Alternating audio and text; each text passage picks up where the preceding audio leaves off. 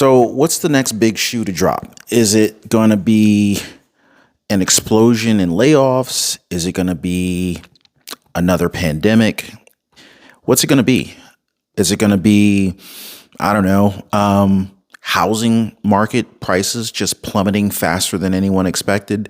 Is the Fed going to pivot? What's really going to happen next? Well, we actually just got back not too long ago. We were out at a Cheesecake Factory after a pretty grueling workout. Got a little exercise in, got to maintain the body, make sure that we're healthy and strong, right? And it was a great workout session. And when we went to Cheesecake Factory, it was actually a slightly different experience than what we've experienced in the past. Now, we've seen a decline in the service level for quite some time.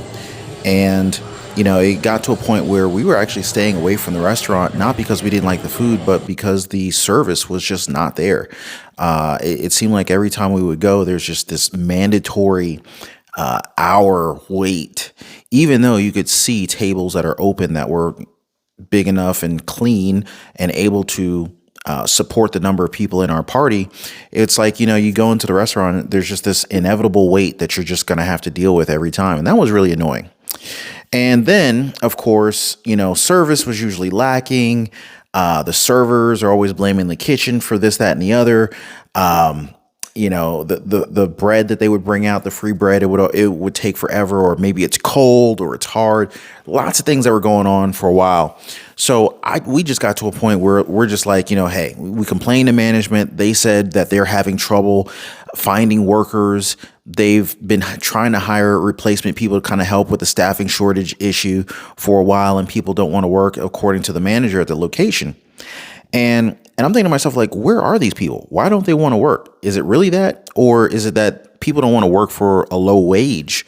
Or maybe it's that people don't want to work with 15, 20 hours unguaranteed, work hours per week. Like, what is it really? I don't know. But anyway, this time, this experience was very positive, and I was actually shocked at how good the service was. Now, what also shocked me was how high the menu prices have gone since we've been there last.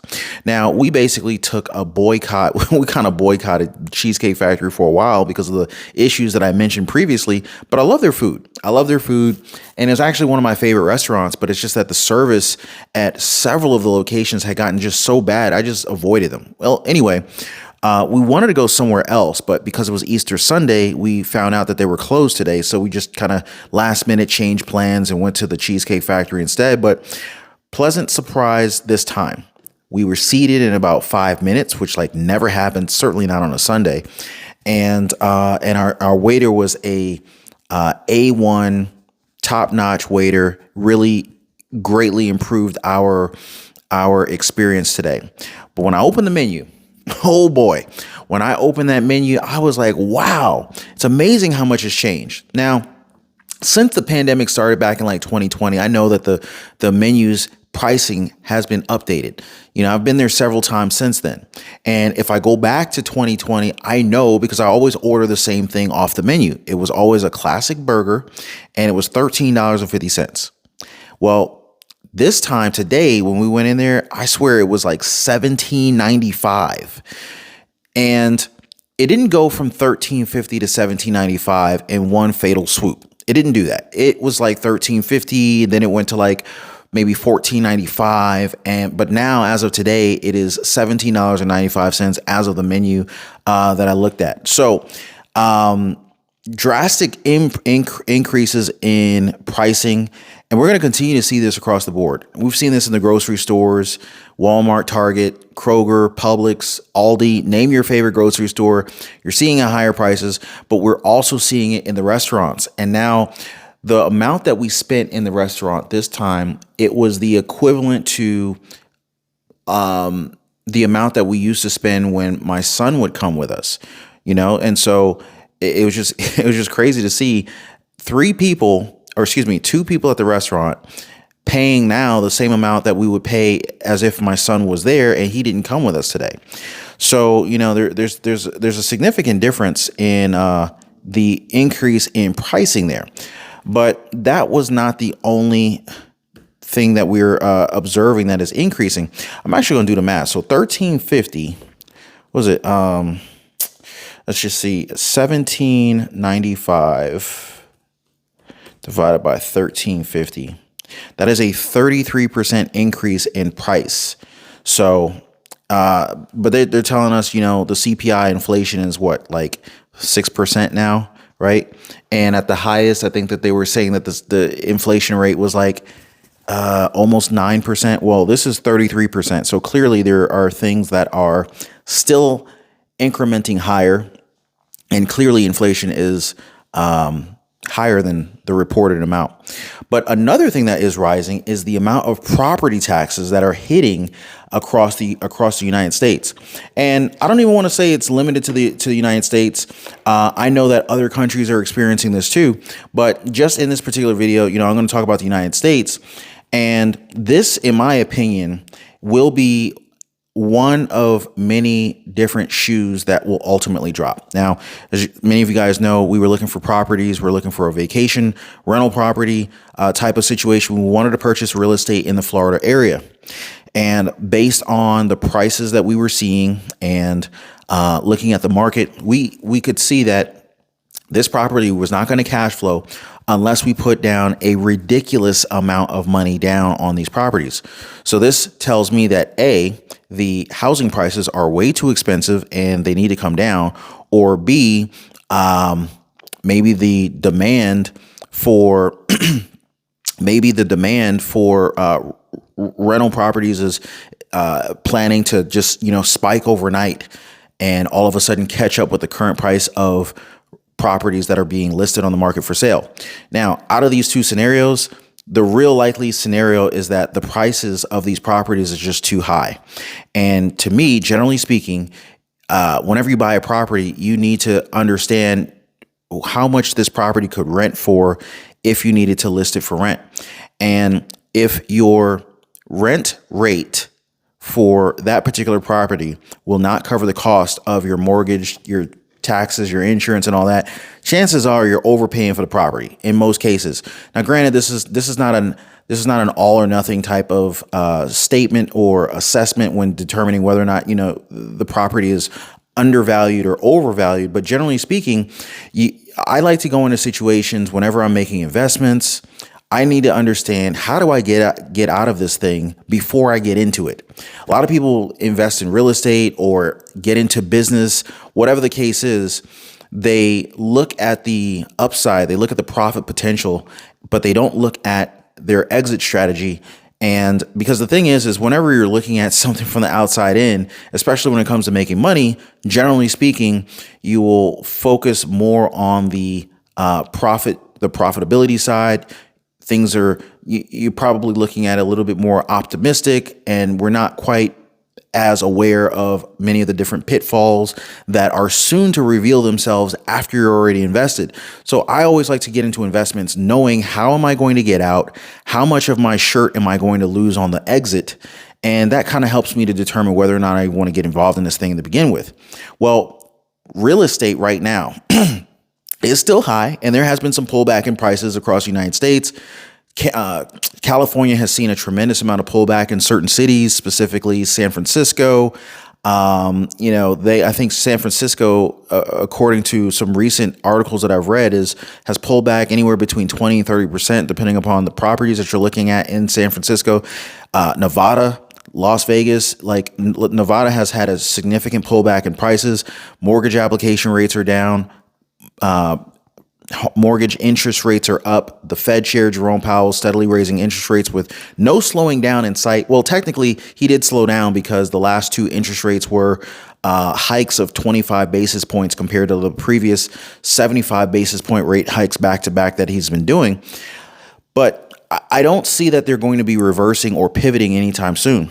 So anyone who still wanted to buy a house, and so of course we've seen a dry up in demand from would-be home buyers, but it's not because home buyers or people looking to buy homes don't want to buy homes. They still want to buy homes, but it's just the fact that the price of homes have not come down enough to offset the increased cost of borrowing money, plain and simple. And so, but people are still buying. I mean, I'm looking at realtor.com, Zillow on a regular basis, and I'm seeing homes sit on the market. And, I would say as of the last 30 days, the market has really picked up in terms of volume. And it's surprising because I really didn't think that this many people would be interested in buying homes, considering how much more expensive it is to borrow money today. And so let's go back to what's the next shoe to drop? Well, it's going to be a few shoes because, first of all, we're seeing property taxes are rising in Metro Atlanta, and it says that taxes jumped 11% between 2020 and 2021, according to data analysis, right? So let's just look at this for a second, right? So let's just say you have a $400,000 house, just for example, right? So you got a $400,000 house. I'm gonna get my calculator out, and let's just say your taxes are 2% of the home value, right? Let's just say 0.02. So that means your taxes are $8,000 a year. Now that seems a little high. Let's just make it 1%.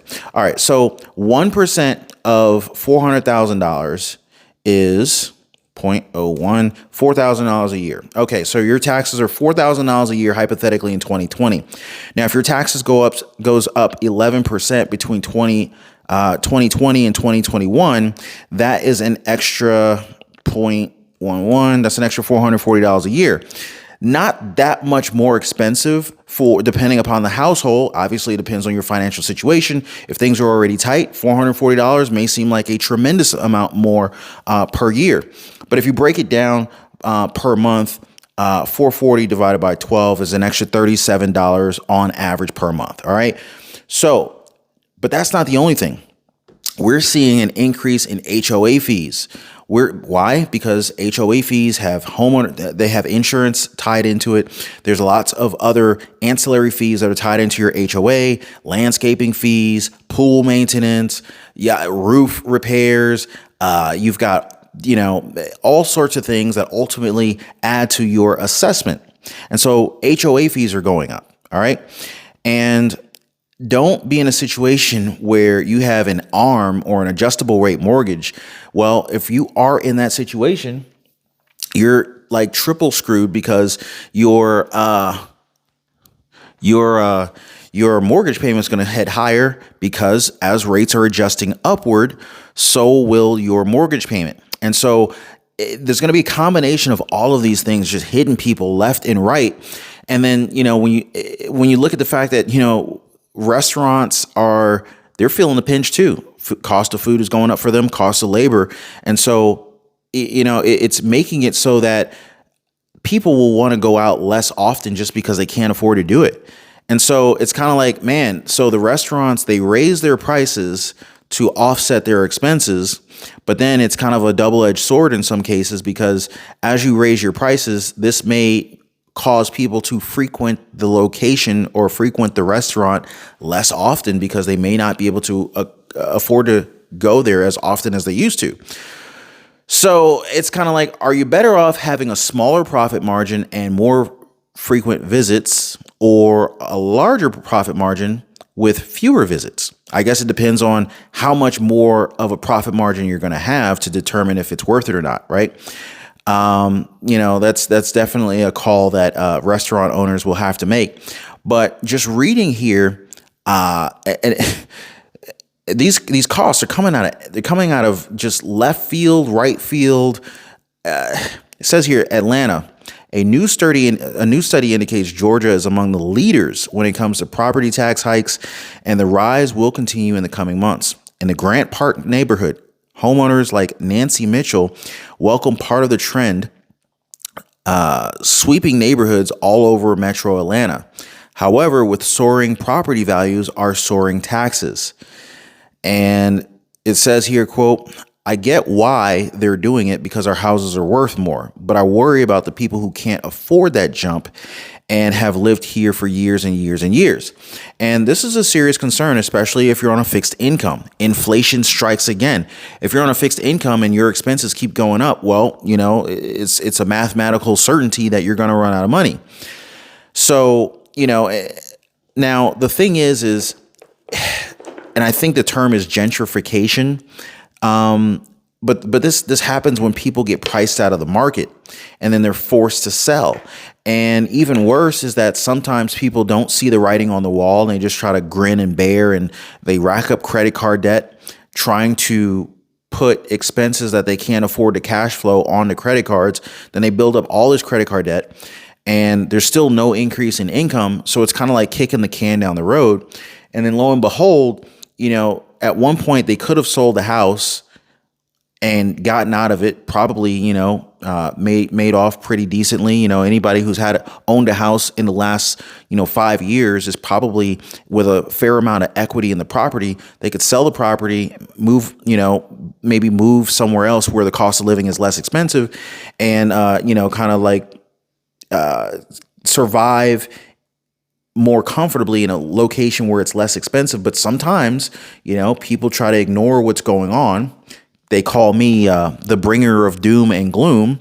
And then they get themselves into a situation where their only option is to have not enough money to be able to make all of their expenses, find themselves getting behind on payments, credit rating starts going down, mortgage payment gets later and later. And all of a sudden, people are facing foreclosure when in all actuality, they could have sold the property before things had gotten too tight. But this usually happens when you're not paying attention to what's going on, or your head's in the sand. You're unwilling to believe that that this is really happening. So sometimes we have to take an assessment and just kind of figure out what's really going on. So so Fulton County homeowners, they pay the most in the state. Property tax bills are averaging a little over $5,000, reflecting an 18% jump in taxes. Wow, they had an 18% jump in taxes compared to the 46% increase in property values.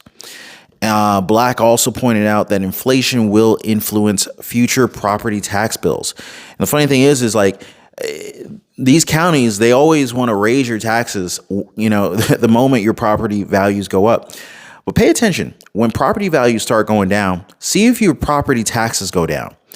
Chances are they're not. So paying more and getting less is likely here to stay, or paying more and get the same amount.